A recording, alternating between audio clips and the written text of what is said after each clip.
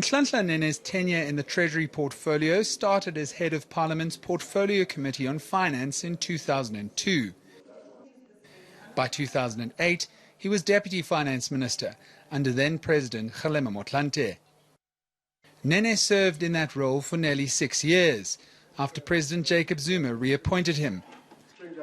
Then, after the 2014 general elections, he became South Africa's first black finance minister.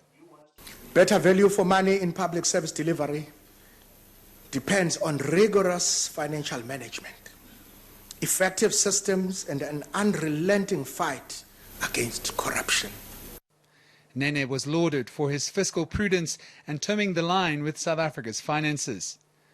But this didn't make him popular. And before long, a bogus report called Project Spiderweb emerged, suggesting Nene was part of an apartheid conspiracy to keep South Africa's finances in white capital's hands.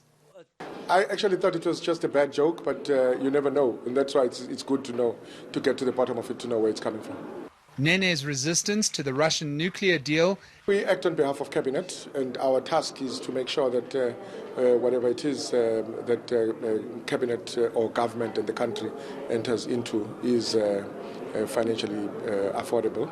And his butting heads with then SAA chairwoman Dudu Myeni over the state airlines' finances preceded his downfall. I've decided to remove Mr. Nhlanhla Nene as Minister of Finance. And a brief replacement following financial turmoil. Open up and ensure that National Treasury becomes an accessible department to all our people. Nene tiptoed off to the private sector and stayed there until the so-called New Dawn. Mr. Nhlanhla Nene will also, once sworn in as Minister, I intend to have him appointed as Minister of Finance. Returning to a post he initially did not want. I tried resisting, but I could not, really fight because the national duty calls. The law enforcement agencies are actually beginning to really find their muscle in order to be able to do what they're supposed to do, which in the past we haven't seen. Those people, we're getting people charged these days. We're getting investigations that are rolling out that we never thought that would be rolled out. And there are no holy cows when it comes to that. And then this happened. I did meet the Gupta family, particularly Mr. Ajay Gupta, at a number of occasions, government events. They were regular attendees at government events at that time, but not to discuss government business, because that's generally what normally comes up.